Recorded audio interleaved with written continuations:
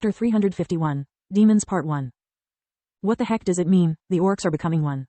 Lith hated when things went beyond his comprehension. Sadly, it happened most of the time he was forced to risk his life. Are they doing a threesome off their bucket list, merging into a three-headed creature, or what? Gross times two, Solus replied. I mean their cores are resonating, just like we do sometime. Wait, I stand corrected. Only one core is actually getting stronger, the other two stabilized already. It's easier if I show you. Solus shared her recent memories, allowing Lith to see that the three orcs were even weaker than the ones he had killed earlier. Two had an orange core and only one orc had a yellow core. Clearly the orcs coming from the front are just a diversion, Lith thought. This explains why they are still so far. They were expecting their companions to strike from behind. By now the orcs have realized something went wrong and are changing their tactic accordingly. He could see with Solus's mana vision that after the orcs' cores started resonating, one of the orange cores had been promoted to yellow and was quickly advancing toward becoming green. Why boost an orange core when they have a yellow one available? Lith pondered. The female they are overdosing with mana is even the weakest among the three. It took just a second for Lith and Solus to understand the meaning of such an action. Orcs were a utilitarian race. Each member of the tribe was but a tool to an end for its leaders. The cadets didn't stand idly, not giving the orcs a second of respite. As soon as their enemies disappeared inside the trench, the cadets used their wands to unleash a hail of ice spikes to smoke them out. Lith could see with life vision that the life force of the orcs was dropping fast. They had to act soon, before they became corpses. Lith took his earth wand from the dimensional ring, ready to counter whatever the suicidal orc had in mind.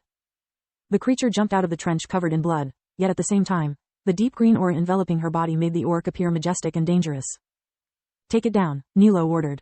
The cadets obeyed their corporal. They focused their aim on the standing orc, who darted forward like a bullet. She was now almost too fast for them to see. The female orc danced around the obstacles set in her course with the grace of a ballerina and the speed of a cheetah. Switch to lightning. Ice, it's too slow. So far, Sergeant Tepper was proud of Nilo's performance. These kids sure have rotten luck. Facing a tribe with a shaman can be a real hassle even for veterans. If it was a big tribe, that is. According to our scouts, there are only 20 orcs. 3 are already dead, and if the unit doesn't screw up, the tribe will soon be down to 14 members. The cadets might be able to wipe the tribe out. It would do wonders for their careers. Tepper looked briefly at Lith.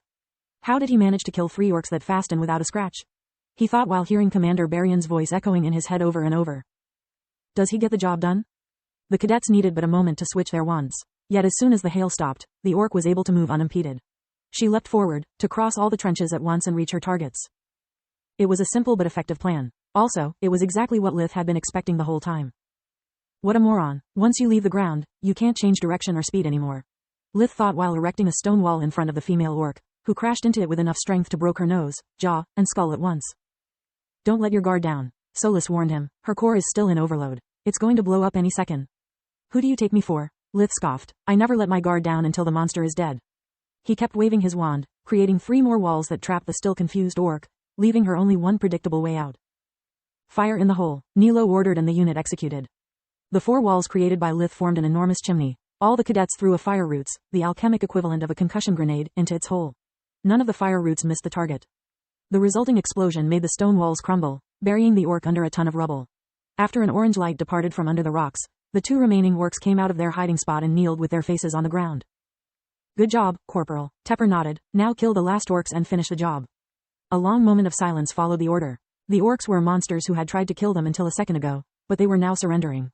The unit's hesitation only lasted that long before they unleashed a barrage of spells that butchered the helpless creatures. Blood, guts, and excrements flew everywhere. Killing them from a distance was the right move, but the next time only use lightning bolts for the finishing touch. Ice magic always makes a mess, Tepper said. Lith was about to collect the corpses when the sergeant stopped him. Nice move trapping the enemy like that, Cadet Lith. How did you know the orc was going to blow itself up? I didn't, Lith lied. I just wanted to stop her movements. A good call anyway. Tepper nodded. Change of plans, cadets. What you have just seen is proof that the tribe has a shaman.